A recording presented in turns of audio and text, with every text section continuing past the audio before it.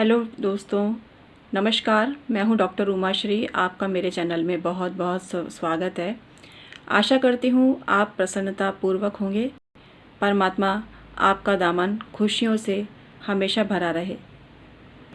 अगर आपने मेरे चैनल को सब्सक्राइब नहीं किया है तो इससे सब्सक्राइब ज़रूर कर लीजिए, क्योंकि बेल बटन दबाएंगे ना तो नोटिफिकेशन टाइमली मिल सकेगा।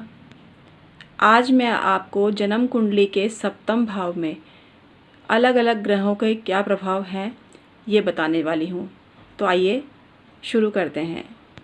सूर्य देव से शुरू करते हैं।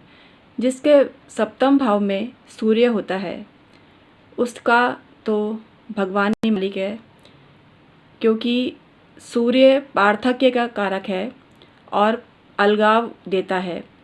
सामान्य अलगाव भी हो सकता है, विशेष अलगाव भी हो सकता है, और इसके लिए सूर्य देव को शांति कराना चाहिए और मंदिर में दान देना चाहिए। गेहूं का दान भी आप कर सकते हैं या बहते हुए पानी में गुड़ बहाएं। चंद्रमा, जिस मनुष्य के सप्तम भाव में चंद्रमा होता है उसकी स्त्री सुंदर होती है, मतलब औरत है या आदमी है, सुंदर होते हैं। काम वासना की अधिकता रहती है, स्वभाव चंचल रहता है। इसकी शांति इस तरह से हो सकती है कि सिरहाने थोड़े से चावल रखें और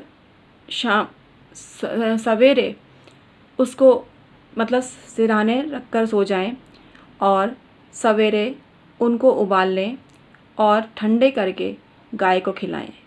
इसकी शांति ऐसे ही हो सकती है। सप्तम में मंगल को नकारात्मक माना गया है।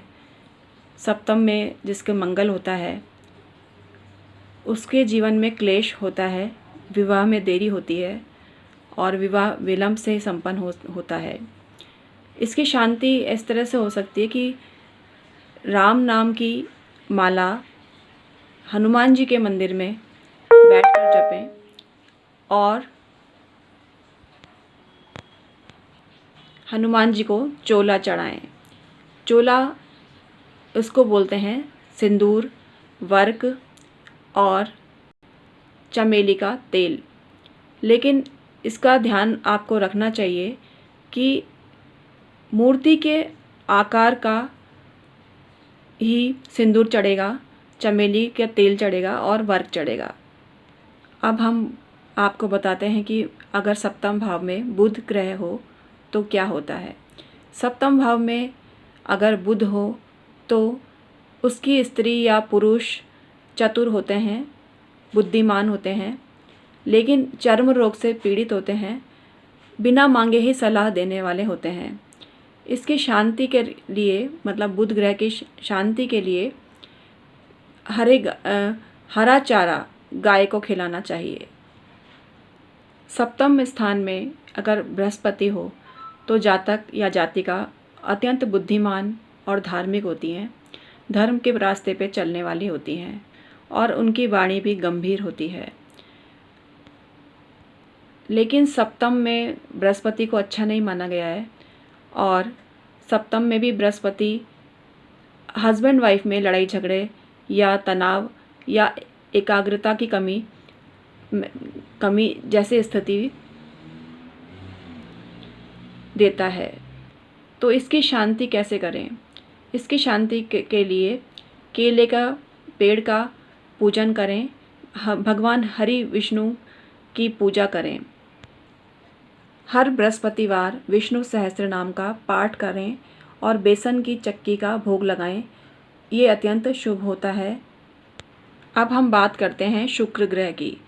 यदि सप्तम स्थान में शुक्र ग्रह हो तो भार्या सुंदर होती है, काम क्रीड़ा में निपुण होती है और इसकी शांति के लिए मतलब शुक्र ग्रह अगर पीड़ा दे रहा है सप्तम स्थान में बैठकर तो स्फटिक के बने हुए लिंग का दूध से अभिषेक करना चाहिए। अब हम शनि देव की बात करते हैं। सप्तम स्थान में शनि को बहुत अच्छा नहीं माना गया है। अगर स्त्री बड़ी है मतलब उम्र में बड़ी है तो ही विवाह सक्सेस होगा। और इसकी शांति इस तरह से हो सकती है कि शनि अगर सप्तम भाव में बैठा है तो स्त्री कुरूप भी होती है, लेकिन ये ज़रूरी नहीं है। अंग टेढ़े मेढ़े हो सकते हैं या कॉम्प्लेक्शन डार्क हो सकता है, ऐसा भी हो सकता है। इसकी शांति के लिए लोहे की कढ़ाई में काले चने उबालें और उन पर तेल चौपड़ दें और शनि देव के चरणों में चढ़ाएं। अब हम राहु की बात करते हैं। जिसके सप्तम में राहु होता है उसके अपने पति या पत्नी से विचार बिल्कुल भी नहीं मिलते हैं। इसके अलावा वो नशे का आदी भी हो सकता है, तो इस सोच समझ के करें, मतलब विवाह तय। इसके अलावा ये विपरीत जाति में विवाह संभव है, मतलब अपनी जाति से दूसरी जाति में विवाह संभव है। इसके लिए निवारण के लिए बुधवार के दिन गणेश जी को पान का पत्ता चढ़ाएं। पान का पत्ता ऐसे भी सादा भी चढ़ा सकते हैं गणेश जी भगवान को बुधवार के दिन, या पूरा मसाला उसमें भरवा दें और ऐसे भी चढ़ा सकते हैं। अब हम केतु की बात करते हैं। तो जिसके सप्तम भाव में केतु होता है वो मंगल जैसा ही परिणाम देता है और उसके जीवन में कभी भी शांति नहीं रहती। तो इसके लिए केतु देव की शांति के लिए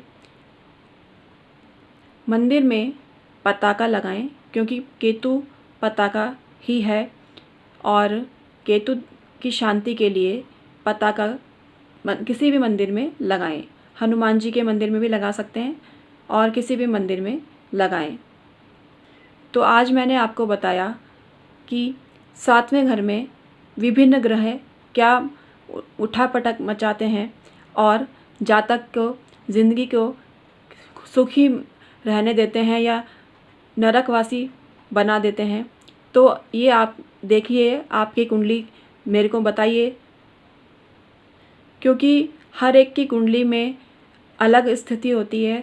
कुछ नीच राशि में होते हैं, कुछ उच्च राशि में होते हैं, कुछ सम राशि में होते हैं, तो अलग अलग रिज़ल्ट मिलते हैं। तो आपकी कुंडली में क्या कहते हैं सितारे आपके, मुझे ज़रूर बताइएगा और मेरी जानकारी में लाइएगा कि आपके कुंडली में क्या योग है। तो मैं आपसे विदा लेती हूँ। मैं हूँ आपकी ज्योतिषी डॉक्टर उमाश्री और आपके कुशल क्षेम पूछती हूँ, चाहती हूँ। तो अलविदा और टेक केयर।